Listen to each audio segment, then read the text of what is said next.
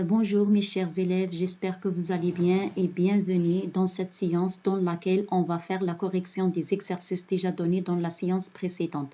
Donc on va commencer par la première partie ou bien c'est la restitution des connaissances. La première question, recopier le terme scientifique correspondant à chacune des propositions ci-dessous.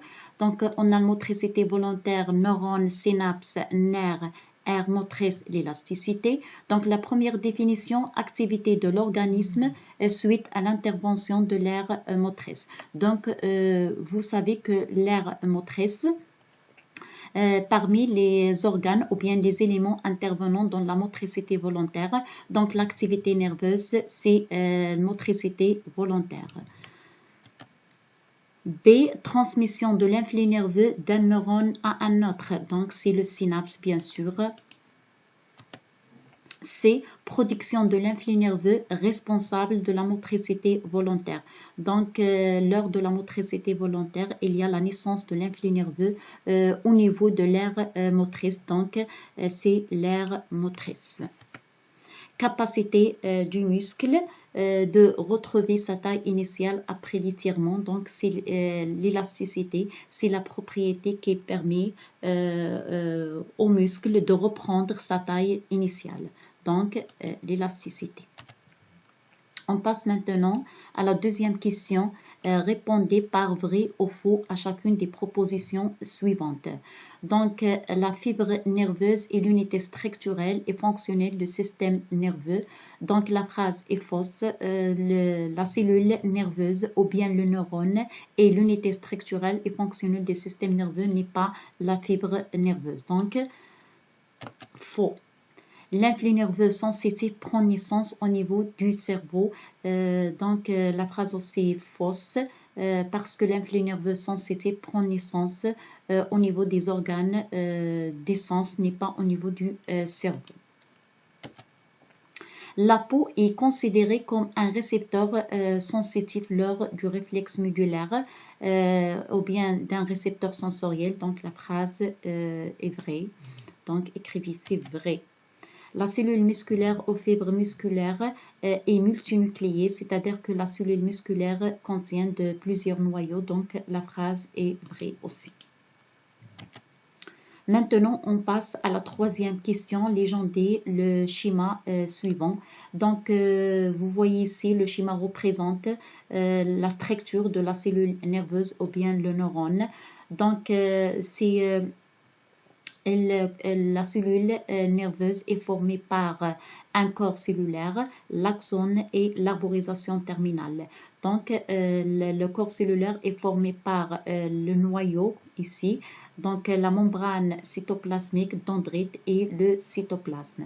Donc, le titre, bien sûr, on écrit ici la structure de la cellule nerveuse ou bien le neurone. Donc, 1, c'est la membrane cytoplasmique, ici 2 dendrites,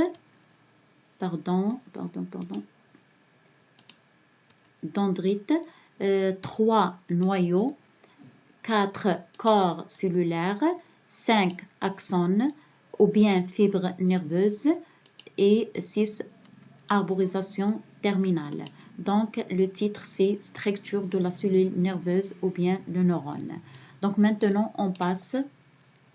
Quatrième question, complétez l'organigramme suivant par ce qui convient. Donc, le schéma, comme vous voyez ici, représente les éléments intervenant dans la sensibilité consciente, l'ouïe, parce qu'on trouve ici l'oreille. Donc, comme stimulus sensor, c'est le son. Donc, on a ici l'organe de sens, c'est l'oreille. Donc, l'oreille reçoit l'excitation et donne naissance de l'influx nerveux sensitif. Donc, le rôle de l'organe de sens de l'oreille, c'est la réception de l'excitation et naissance de l'influx nerveux sensitif. Donc, après, on a le nerf auditif. Donc, le nerf auditif conduit l'influx nerveux de l'oreille vers l'aire auditive. Donc, l'aire auditive, le rôle de l'aire auditive, c'est la réception et l'analyse de l'influx nerveux sensitif. Donc, maintenant, on passe à 5. Remplissez le tableau par 2 dangers menaçant le système nerveux et ici on écrit 2 dangers menaçant le système musculaire. Parmi les dangers qui menacent le système nerveux, il y a par exemple le tabagisme, les drogues, l'alcool, les agressions des organes du sens, par exemple par les fortes lumières et les bruits aigus. Et il y a aussi le manque de sommeil. Et parmi les dangers qui menacent le système musculaire, on trouve par exemple l'élongation musculaire et déchirure musculaire. Donc on écrit ici par exemple, les agressions des organes du sens comme forte lumière, bruit aigu, ajouter CS, et le tabagisme. Et parmi les dangers menaçant le système musculaire, on trouve par exemple l'élongation musculaire et aussi la déchirure musculaire. Donc maintenant, on passe à la deuxième partie, le raisonnement scientifique et communication écrite et graphique. Donc, exercice 1, un accident de la route provoque la perte de 2 activités nerveuses chez une personne à cause de la lise de 2 zones au niveau de l'hémisphère cérébral. Donc, à cause de la lise de 2 zones au niveau de l'hémisphère cérébral, c'est-à-dire la distraction de 2 zones au niveau de l'hémisphère cérébral. Donc, la disposition de 2 zones au niveau du cerveau est présentée par le document suivant. Donc, vous voyez ici l'hémisphère cérébral et localisation de 2 zones, zone B et zone A. Et on a ici sillon de Rolando. Donc, d'abord, donnez le nom de chaque zone, zone A et zone B. Donc, comme vous voyez ici, la zone B située dans la partie postérieure du lobe frontal du cerveau, devant le cerveau, le sillon de Rolando. Donc, ça montre que la zone B, c'est une aire motrice. Par contre, la zone A, située dans le lobe occipital du cerveau, donc ça montre que la zone A, c'est l'aire visuelle. Donc, zone A, c'est l'aire visuelle et zone B, c'est l'aire motrice. 2. Déterminer les activités neurologiques perdues chez cette personne. Donc, regardez aussi le schéma. Donc, la distraction de la zone A, l'aire visuelle, provoque la perte de la sensibilité consciente, c'est-à-dire la vision. Mais la distraction de la zone B, regardez ici, la distraction de la zone B, c'est-à-dire l'aire motrice, provoque la perte de la motricité volontaire. Donc, la réponse.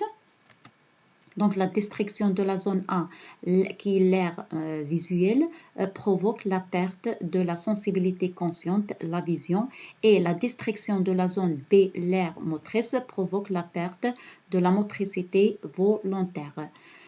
3. Concluez le rôle de chaque zone dans la communication nerveuse pour chaque activité, c'est-à-dire pour la motricité volontaire et aussi pour la sensibilité consciente qui est la vision. Donc, dans la sensibilité consciente visuelle, la zone A, regardez ici, donc la zone A, ou bien l'aire visuelle, responsable de la vision, au niveau de laquelle se fait la réception et le traitement de l'influx nerveux provenant de l'organe de sens, l'œil. Pour la motricité volontaire, la zone B ou bien l'aire motrice donne naissance de l'influx nerveux moteur. 4. Donner les éléments nécessaires ainsi leur rôle pour chaque activité nerveuse en montrant le trajet de l'influx nerveux dans chaque cas. Donc, dans ce cas, on écrit les éléments nécessaires ainsi le rôle pour chaque activité, c'est-à-dire pour la motricité volontaire et pour la sensibilité consciente visuelle, ou bien dans le cas normal, c'est-à-dire pour une personne saine. Donc, vous voyez ici, le schéma qui représente les éléments intervenant dans la motricité volontaire. Donc, on commence ici l'organe qui intervient dans la motricité volontaire, c'est l'aire motrice qui représente le centre nerveux, donc dans laquelle il y a la naissance de l'influx nerveux moteur. Après, il y a la moelle épinière plus les fibres nerveuses motrices. Ce sont les conducteurs moteurs qui conduisent l'influx nerveux moteur vers les muscles. Donc, vous voyez ici le muscle, c'est l'organe effecteur qui réalise le mouvement. Donc, pour les éléments intervenant dans la sensibilité consciente visuelle, donc vous voyez ici, donc l'organe, c'est l'organe de sens, c'est l'œil. Donc, au niveau de l'œil, il y a la naissance de l'influx nerveux sensitif. Donc, il reçoit l'excitation et donne naissance à un influx nerveux sensitif. Donc, il y a aussi les fibres nerveuses du nerf optique, donc qui conduisent l'influx nerveux sensitif vers le centre nerveux sensitif. Donc, on a ici l'aire visuelle, c'est la réception et l'analyse de l'influx nerveux sensitif. Donc, ce sont les éléments intervenant dans la sensibilité consciente visuelle. Et vous voyez ici le trajet de l'influx nerveux sensitif centripète, c'est-à-dire qui passe de la réception ou bien de réception sensorielle vers le centre nerveux.